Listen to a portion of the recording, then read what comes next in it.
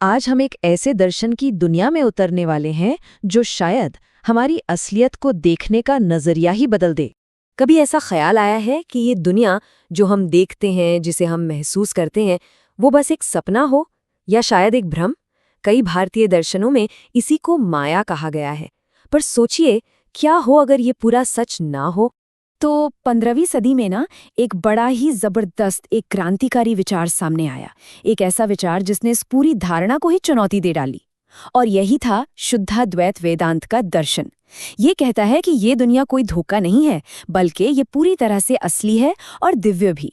तो चलिए शुद्धाद्वैत की इसी दिलचस्प दुनिया में गहराई से उतरते हैं।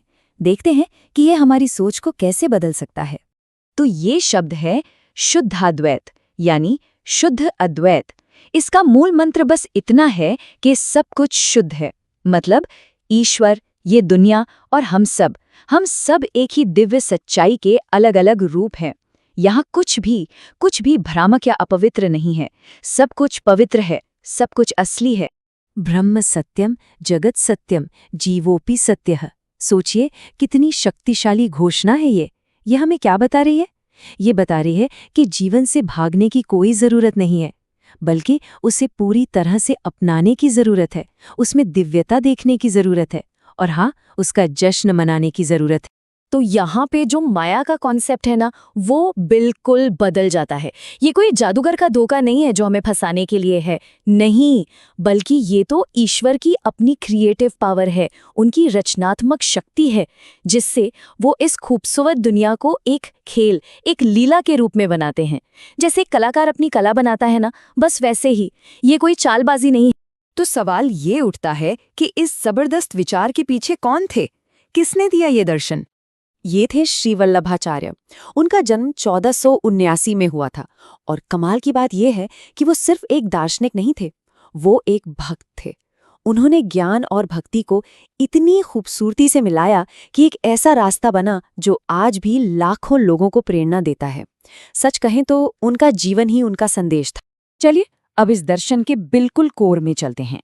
शुद्धाद्वैत जो है वो असलियत को 3 हिस्सों में देखता है, ब्रह्म, जगत और जीव। और मजे की बात यह है कि ये तीनों कैसे एक दूसरे से जुड़े हुए हैं।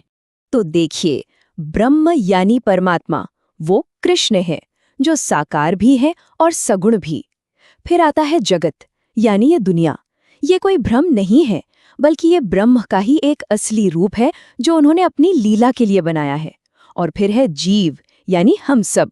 हम ब्रह्म का कोई हिस्सा नहीं है, हम खुद ब्रह्म की ही एक शुद्ध अभिव्यक्ति हैं। फर्क बस अनुभव का है, सार का नहीं। इसे ऐसे समझिए जैसे सोना तो एक ही होता है ना? पर उससे हार, चूड़ी, अंगूठी सब बनता है। ठीक वैसे ही ब्रह्म एक है और ये दुनिया और हम सब उसी के अलग अलग रूप हैं। यहाँ तक तो फिलॉसफी की बात हुई, लेकिन जो बात इसे सच में दिलचस्प बनाती है वो ये है कि ये दर्शन असल जिंदगी में एक प्रैक्टिकल रास्ते में कैसे बदलता है। और यहीं पर आता है पुष्टि मार्ग। इसका मतलब है कृपा का मार्ग। और सुनिए, ये इस दर्शन की शायद सबसे रेवोल्यूशनरी बात है। ये मार्ग कहता है कि मोक्ष पाने के लिए किसी को भी अपना घर, परिवार या दुनिया छोड़ने की जरूरत ही नहीं है, बल्कि पुष्टि मार्ग कहता है कि आपका घर ही आपका मंदिर बन सकता है और आपके रोजमर्रा के काम वही आपकी पूजा है। तो यहाँ पर भक्ति का मतलब सिर्फ कुछ रस्में निभाना नहीं है, बल्कि सेवा करना है, परमात्मा को एक प्रिय व्यक्ति की तरह मानना है और हर काम उनके लिए करना है। ये सिर्फ सुबह शाम की पूजा नहीं है, ये तो 24/7 भक्ति है। सोचिए, खाना बनाना, काम पर जाना, परिवार के साथ वक्त बिताना, हर एक काम को ईश्वर के लिए प्रेम की एक भेंट की तरह देखा जा सकता है। अब शुद्धाद्वैत की इस अनोखी जगह को ठीक से समझने के लिए ना, इसे वेदांत की दूसरी स्कूल्स ऑफ थॉट के साथ रखकर देखना बड़ा जरूरी है। जरा इस टेबल पे नजर डालिए। एक तरफ है शंकराचार्य का अद्वैत, जो दुनिया को मिथ्या यानी एक इल्यूजन मानता है। वहीं दूसरी तरफ वल्लभाचार्य का शुद्धाद्वैत इसे ईश्वर की लीला यानी एक डिवाइन प्ले मानता है। ये एक बहुत बड़ा फर्क है। ये दुनिया से भागने की बात नहीं करता, बल्कि उसे पूरी तरह से गले लगाने का न्योता देता है। तो ठीक है, इस रास्ते पर चलने का आखिरी मकसद क्या है?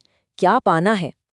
अक्सर हम मोक्ष के बारे में क्या सोचते हैं कि दुनिया से छुटकारा मिल जाए, है ना? लेकिन शुद्धाद्वैत कहता है रुको, असली आजादी भागने में नहीं है, बल्कि इसी दुनिया में रहते हुए उस दिव्य आनंद को खोजने में है।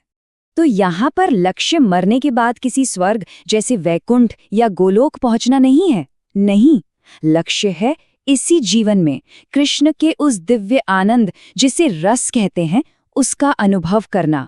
यहाँ आत्मा खत्म नहीं होती, बल्कि वो परमात्मा के साथ एक आनंद भरे रिश्ते में जुड़ जाती है। कल्पना कीजिए कि ये जीवन ही दिव्य प्रेम का एक उत्सव बन जाए। यही शुद्धाद्वैत का आखिरी लक्ष्य है।